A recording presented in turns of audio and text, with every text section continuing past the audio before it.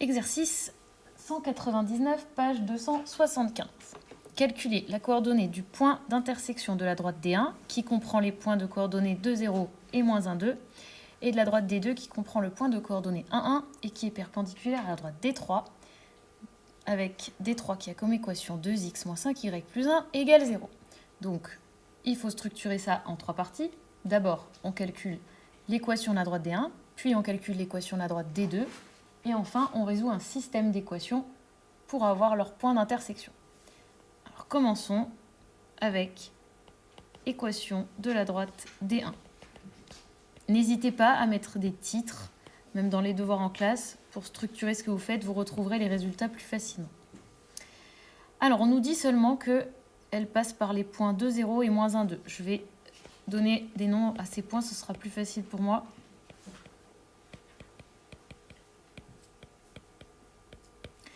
Première chose à faire pour déterminer l'équation d'une droite, c'est de savoir si elle est verticale ou pas. Et au fait, vous pouvez toujours utiliser les méthodes avec vecteur directeur et vecteur normal si vous avez envie. Là, j'ai pas envie, personnellement. Alors, il faut regarder les abscisses des points. On a 2 et on a moins 1. Elles ne sont pas les mêmes, donc la droite n'est pas verticale. Je peux jeter un œil aux ordonnées. Ce ne sont pas les mêmes, donc elle n'est pas non plus horizontale.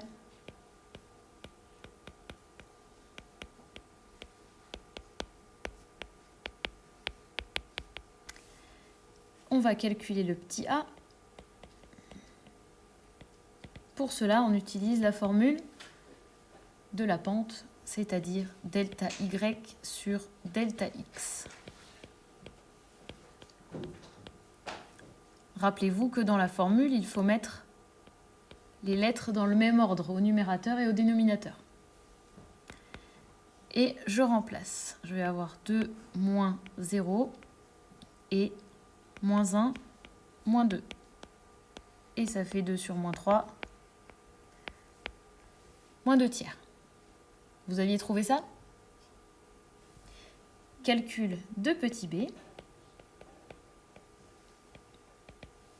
Je vais utiliser le fait qu'un point se trouve sur cette droite. Je vais prendre le point A qui m'a l'air plus facile.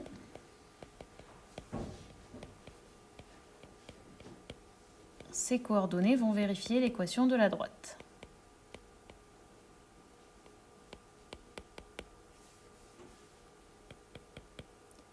Je remplace.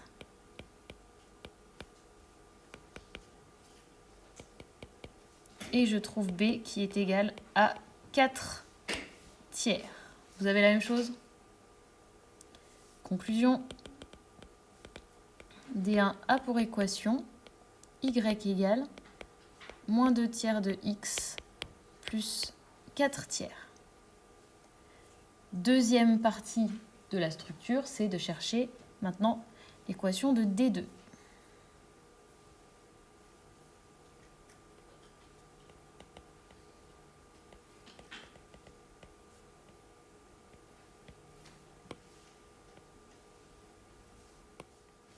Pour D2, on nous dit qu'elle passe par 1, 1 et elle est perpendiculaire à D3.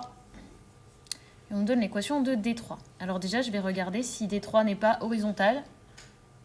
Et en fait non, puisqu'il y a X et Y. Donc, D3 n'est pas horizontal. Et comme D3 est perpendiculaire à D2, D2 n'est pas vertical. Donc D2 a une équation de la forme Y égale mx plus p.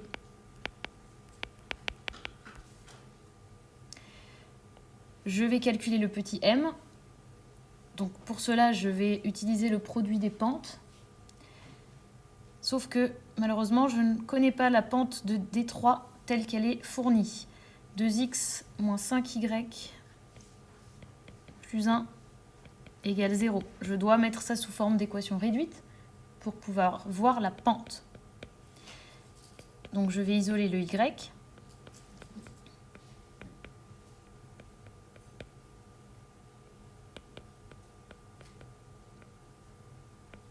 et j'ai y égale 2 cinquièmes de x plus 1 cinquième. Ça, c'est l'équation de D3. Les deux droites sont perpendiculaires si le produit de leur pente vaut moins 1. Donc j'ai m et j'ai 2 cinquièmes. 2 cinquièmes fois m doit être égal à moins 1.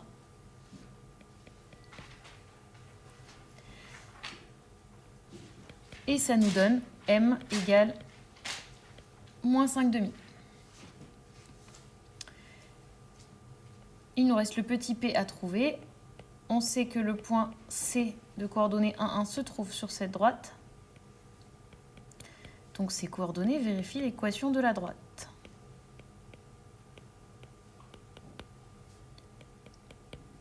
Je remplace par les valeurs. Et je vais avoir 1 plus 5 demi qui est égal à P. Et en prenant un dénominateur commun, on va avoir P qui est égal à 7 demi.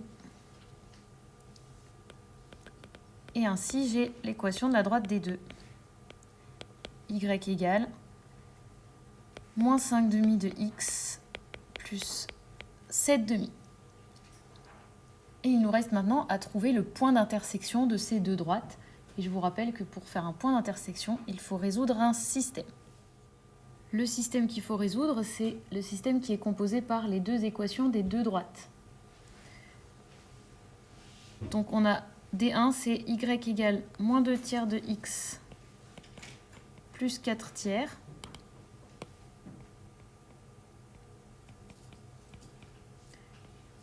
Et D2, y égale moins 5 demi de x plus 7 demi. Et pour résoudre ce système, c'est facile, enfin entre guillemets, si on aime les fractions, ça va. On a deux fois y égale quelque chose, donc je peux écrire que c'est la même chose que moins 2 tiers de x plus 4 tiers égale moins 5 demi de x plus 7 demi. Parce que c'est tous les deux égal à y. Maintenant, j'ai une équation en x. Je vais regrouper les termes en x dans un seul membre.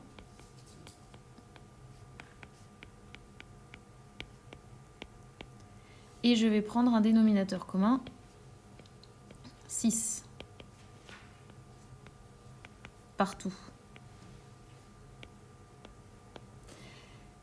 Le moins 2 va devenir moins 4, le 5 va devenir 15, 7 va devenir 21 et moins 4 va devenir moins 8. Si je ne me suis pas trompée. Moins 14 plus 15, pardon, ça fait 11 sixième de x égale 13 sixième de x. 13 sixième tout court, pardon. Je vais tout multiplier par 6 et j'ai 11x égale 13, c'est-à-dire x égale 13 onzième. Est-ce que vous avez trouvé ça? Si vous dites rien, ça veut dire oui. Il me reste à calculer le y. Je me mets dans une des deux équations. Alors là, dans la deuxième, par exemple.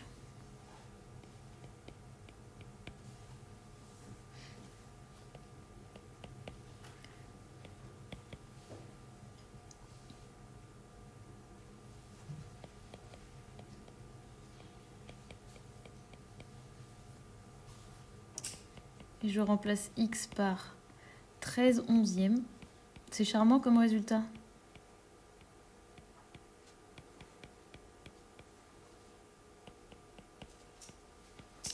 « 5 fois 13, ça fait combien? 60, combien? 65. C'est horrible, moi, 65 sur 22 plus 7 demi. On prend un dénominateur commun 22.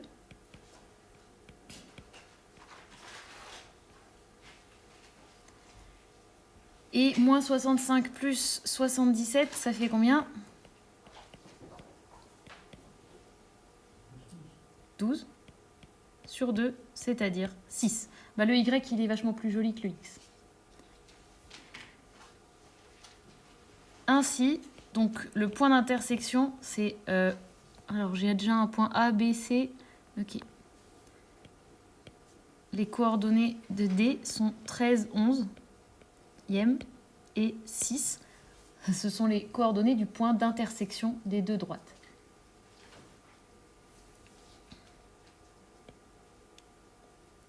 D1 et D2 se coupent en D. Et on a terminé l'exercice.